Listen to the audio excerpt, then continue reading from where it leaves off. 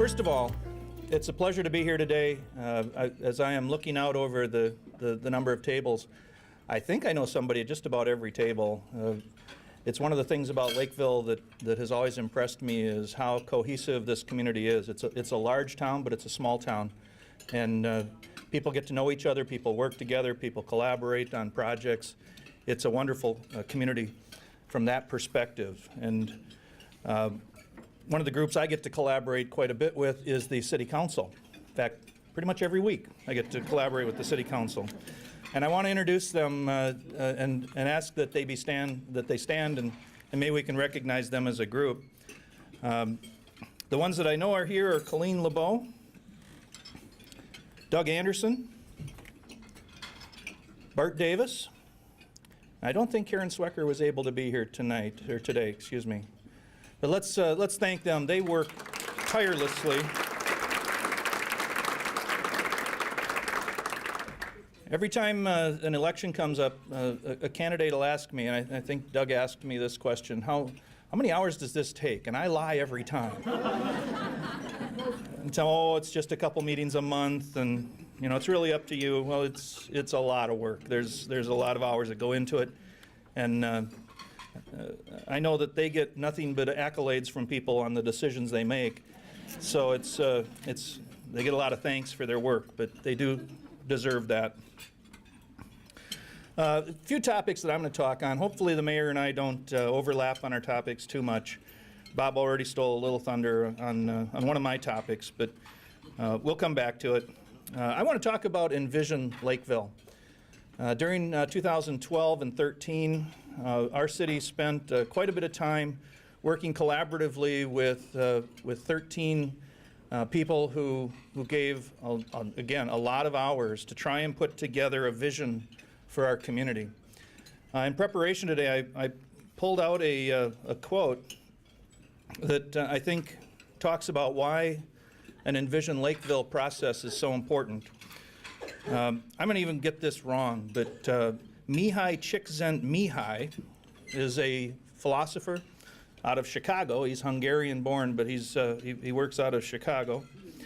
And he says that a leader will find it difficult to articulate a coherent vision unless it expresses his core values and his basic identity. One must first embark on the formidable journey of self-discovery in order to create a vision with authentic soul. That's really what Envision Lakeville did. It was an effort to reach out to our community and ask what's important, what do they value, why are they here, why would people want to come here, and from that ask what would you like to be when we grow up as a community. And on the table in front of you is the executive summary of the Envision Lakeville process.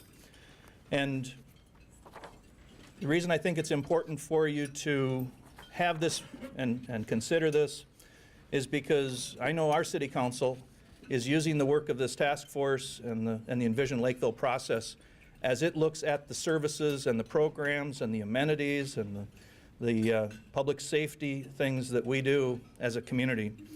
And by having this kind of a foundation in place and remembering it and coming back to it from time to time, we will be able to better provide what our residents and our businesses are looking for. Those community values, I think if you read them, they'll seem like, well, of course, we all believe in that. But I think it's important to know that that's also what people told us they want in the future. These are what our values that are important. We should judge our actions based upon those values. They also provided us with a strategic set of priorities. And thus, the community boards and commissions are using this work to guide their work in advising the City Council. Increased economic sustainability. The mayor will touch on some things that we're doing to increase our economic sustainability. Supporting high quality education. When we held a realtor forum here a few months ago, we asked our realtors, what's the top 5 things or the top 3 I think we asked for, or top 5 as to what is the most important things. Number 1 was a high quality education. Our people move here, our developers develop here because we have high quality education in all 3 of our districts. Developing a community of choice. What can we do to make sure that people choose Lakeville as opposed to choosing other communities? Cultivating a sense of community. Pretty much everybody in this room works on some form of cultivating community, whether it's the Taste of Lakeville or Panaprog or Beer Brats or name your community event. Those are the things that keep people here. We bring them in for one reason, but then when they become part of the community, they stay. Then providing services that add value. As we look at how we provide services, we want to make sure that the value for the cost is in balance, and that people can look and say, my taxes are this, but I get a good value for what I pay. So, the task force that came together represented education, recreation, businesses, seniors, youth, sports and leisure, the development community, and civic and nonprofit groups. I've got a list of the task force members here. I have not looked to see if anybody is here. Is anybody from the task force here? Oh, Patty. Patty's here and Jean is here. Would you guys stand up? And if there's anybody else from the task force, I'd like you to be recognized for your work on that.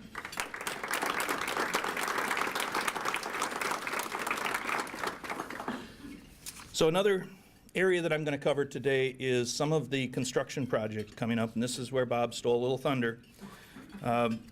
The I-35 maintenance project that we all came to know and love last year is coming back. The work that was done from Egan to Elko was not completed by MnDOT. They have a section yet from Lakeville to Elko on the southbound lanes that still need to be worked on. So starting next Monday, the work will begin, and they will divert traffic now to the northbound lanes so that the southbound lanes are free for the workers to provide the maintenance work. They're saying that they'll start on April 21st. They will conclude by Memorial Day. And in the middle of that will be about 2 to 3 weeks of head-to-head traffic, where they literally are diverted traffic. That's their schedule. That's what they're going with. That's what I'm going with. Hopefully they're correct. On a related note, one of the efforts that our city council has set forth is to try and increase capacity on I-35 through Lakeville. I think we all know about the congestion that can occur between the south end of Lakeville and the north end of Lakeville. We have been working with MnDOT and with the Met Council to try and improve that situation. Of course, congestion is not limited to just Lakeville. There's congestion of greater magnitudes, frankly, throughout the metro area. But in our work with those two organizations, we're being told that there's a very good chance we will have our need for additional lanes in the Met Council's transportation policy plan. That is a long-term document that identifies future projects, and it looks out, I believe, over a 20-year period. So it doesn't mean we're going to get relief immediately, but it does mean at least we're on the radar, and we did not have that a year ago. In addition to the I-35, this fall you're going to start seeing some work at County Road 50 and County Road 60. That intersection is due for an upgrade, and it'll become a roundabout starting in 2015. But this fall, 2014, the contract will call for a lot of the behind-the-curb utility work to get done, so that when next year rolls around and they're ready to actually do the construction project, the road will be ready to go. There's been quite a bit of discussion about roundabout and the closure of the 50-60 intersection. I can tell you that going back to 2011, a number of studies have been done by the county, participated by the city, looking at various construction methods and techniques. Initially, it was anticipated that that intersection would be done under traffic, but as they've gone into the design mode, they have found that there needs to be 3 to 4 foot subcuts in a very confined area. They need to work in a very tight environment, and it just isn't going to be safe for workers to do that under traffic. Additionally, if they were to do it under traffic, it becomes a 2-year construction project as opposed to a 1-season or 1-year construction project. Thus, the decision was made to close 50 and 60 in 2015 over the summer months and reconstruct that intersection and get it done. That's not going to come without some pain. and some diversion of traffic. It's one of our busiest. I think it might be the second busiest intersection in the city at this point, and thus it's going to require quite a bit of traffic diversion. There's no good, easy diversion route or reroute for traffic. Thus, a study was accomplished between the city and the county looking at what are people going to naturally do. They won't follow county roads per se. They'll be using local roads as much as county roads to get beyond and around this intersection closure. And thus, a traffic diversion study was accomplished. That study suggests that IPAVA is going to become a major connecting point for the north-south traffic, more than it is today, and in fact calls for some temporary improvements to both 175th and 165th along IPAVA. And we'll need traffic control devices, and by that I'm talking about traffic signals. So the council is currently studying with the county the method of getting that accomplished yet this year, so that next year when the traffic diversion is needed, it will in fact be ready to go. So look for a signal system to be built on those two intersections. We're also going to be doing work on Kenrick. Kenrick is another north-south route along the freeway that will receive more traffic. And while a roundabout has already been built to handle the traffic at 205th, we're also going to be adding some turn lanes at 195th for the access to Ritter Park and for the access to Casperson to get people out of the traffic as they're moving into those recreational amenities. So that work will be taking place yet this year as well. And finally, I want to make you aware, if you're not, of an initiative that has been borne by the City Council called the School Road Safety Task Force. This is a task force that is looking at the safety of our youth as they go to school, either by car or by walking or by bicycle.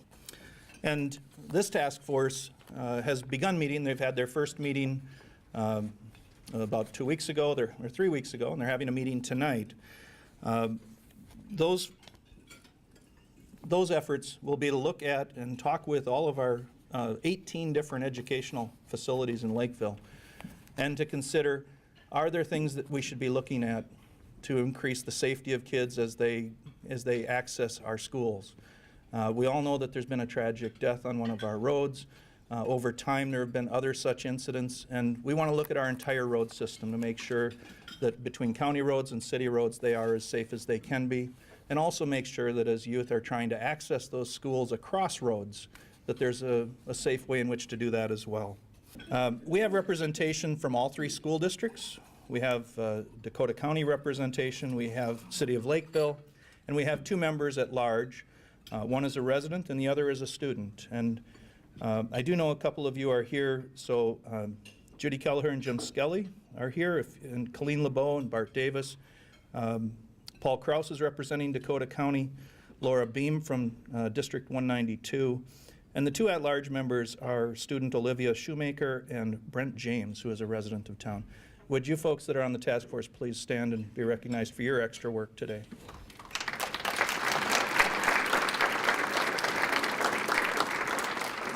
As I started by saying, this is a community that collaborates and works together.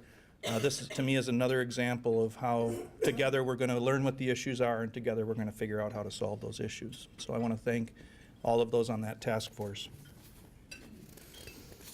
Well, it is my pleasure to introduce Mayor Matt Little next. Mayor Little was first elected to the City Council in 2010. He was subsequently elected as mayor in 2012. From my chair, I can tell you I found him to be a tireless worker. You can find him at nearly every event that's going on in the city of Lakeville. He is a good convener and he runs good meetings. He's a person that's open to healthy dialogue and a debate on issues.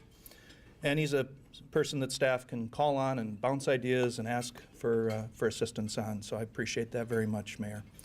Mayor Matt Little.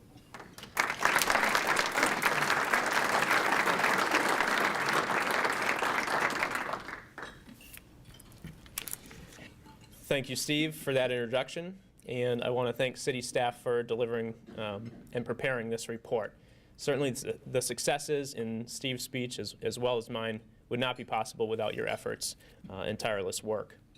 I want to thank Bob Bayer of Stonebrook Wealth Management for sponsoring this event, working with the Chamber to make this happen.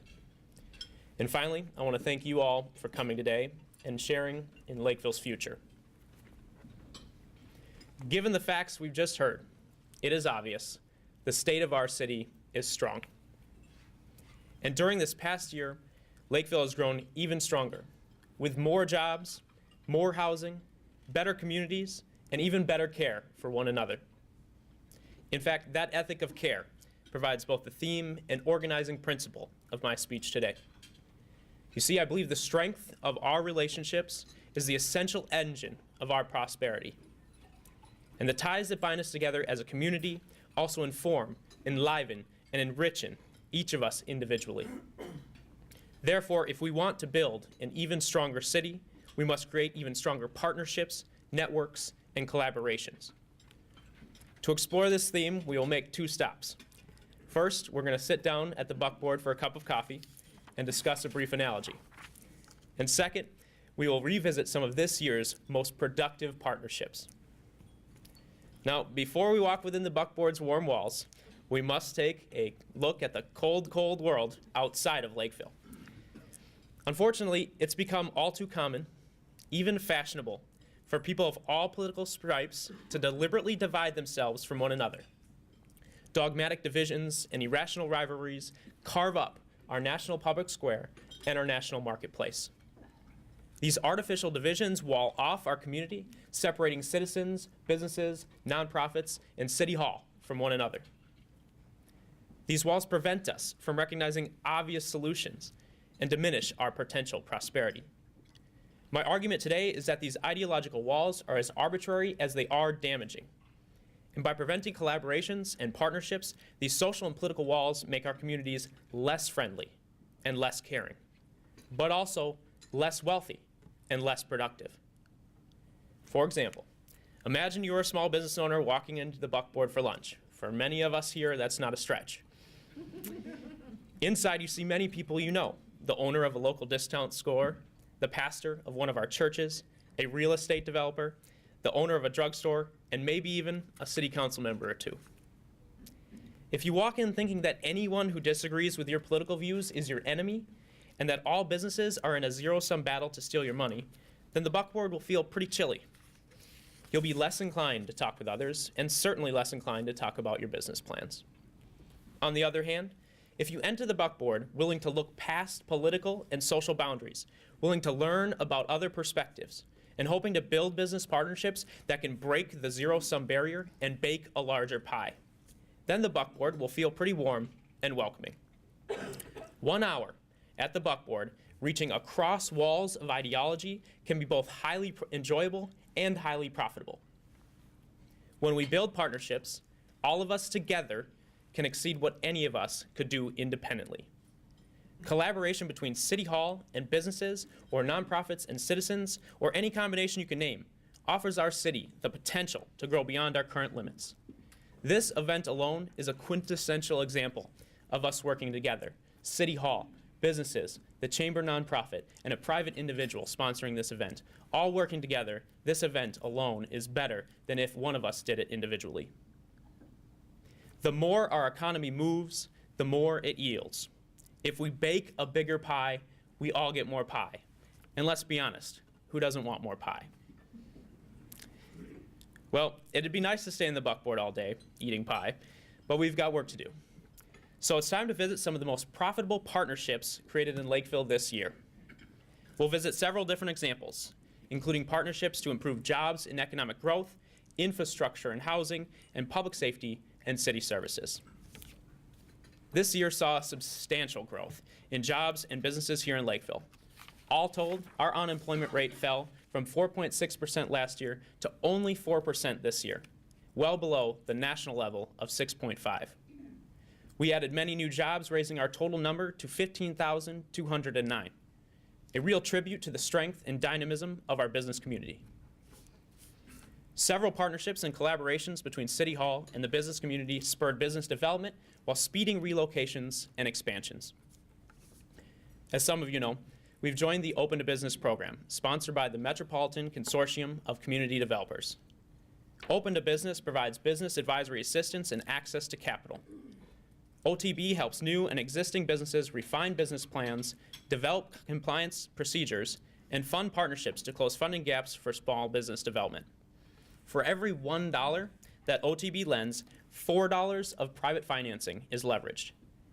Such programs are important because the more capital moves, the more it will yield in our economy and the wider economy. In addition, our Economic Development Commission completed work on the 2014 to 2016 Strategic Plan for Economic Development and identified the city's key priorities. This plan paves the way for further strategic partnerships and sustained growth. And finally, the City Council and its citizens-powered commissions approved a wide variety of new ventures. Open collaboration between City Hall and citizens makes the approval process more transparent for everyone, which also happens to improve efficiency and value. We understand that opaque and delayed decision-making creates hidden costs for everyone in both the public and private sectors. And since hidden costs are higher costs, transparency and collaboration can lower costs and increase investment. All told, over 22 new businesses either started up, expanded, or relocated into Lakeville this last year. These businesses add jobs, income, and vitality to our city. Menasha Packaging serves as a signature example.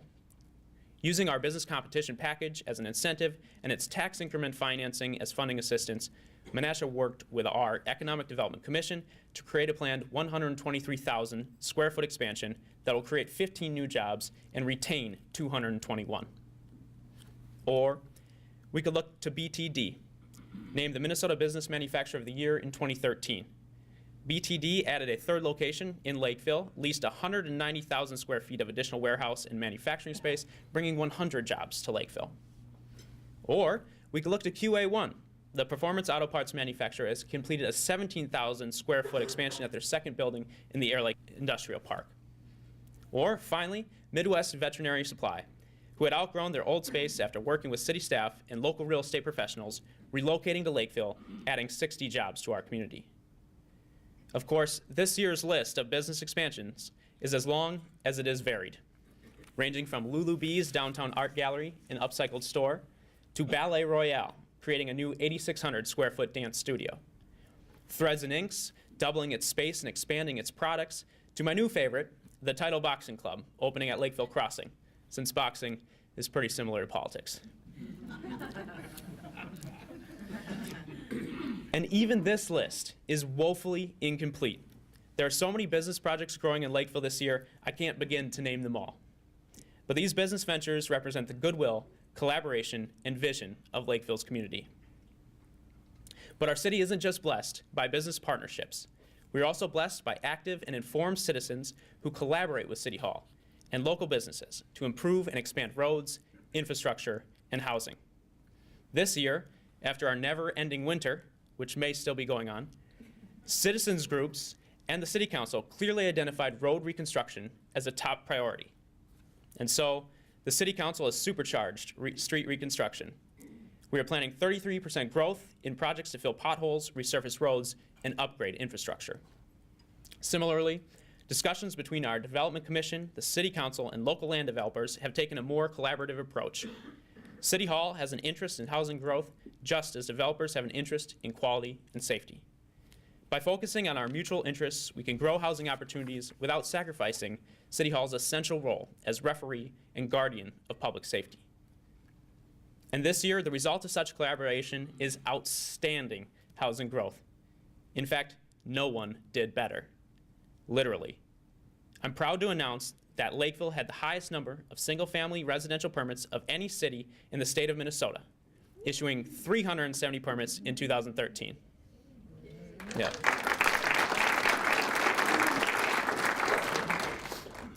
Moreover, we continue to lead single-family housing permits through this quarter of 2014. The 2013 expansion represents a $20 million increase in permit valuations over 2012. These numbers are a testimony to our vibrant housing developers, the quality of Lakeville's reputation, and an effective collaborative permitting process. But such achievements aren't notable only because they make our commutes less bumpy and our neighborhoods larger. They also demonstrate how people can come together to make shared decisions about our community. This year, as people talked over political walls and across professional divisions, they came to see infrastructure as an essential system for our city's physical and economic health. Like blood to the body or rivers to the land, roads, bridges, and sewers make every other project possible. Literally and figuratively, infrastructure improvements connect us as a community and demonstrate that when we work together, we can make tough and smart investments in the future of our city.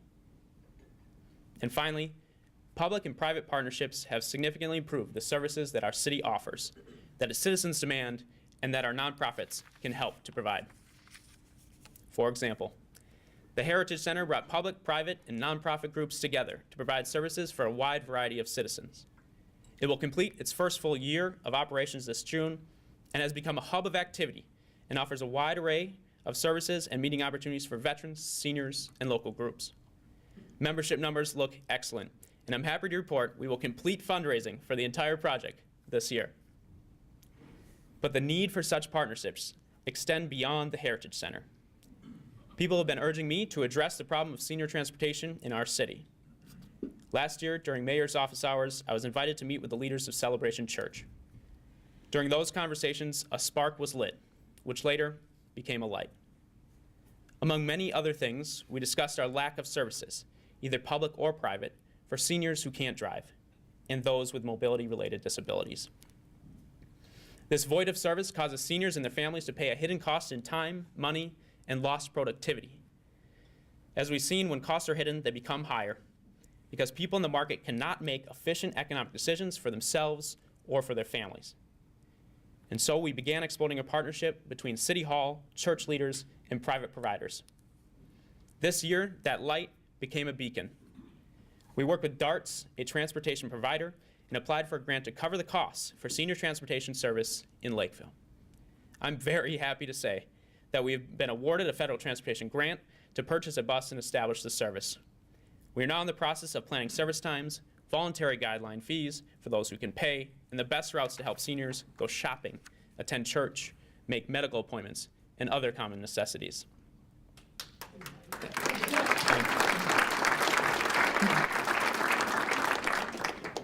A service like this requires thinking across the conventional divisions between public and private. It's worth noting that the benefits also reach across public and private. After all, seniors with access to transportation add value to public, private, and nonprofit sectors by volunteering at churches and schools, and shopping at local stores, and eating at local restaurants. And so by ignoring a few walls, we can provide a valuable service at a low cost, which benefits businesses and families, and which allows our most experienced citizens to remain independent, happy, and active. Let's turn our attention now to a different arena of city services. Public safety continues to be a top concern for citizens and City Hall alike. This year, after Target's nationwide security breach, it became obvious that online security was a very real issue for everyday folks.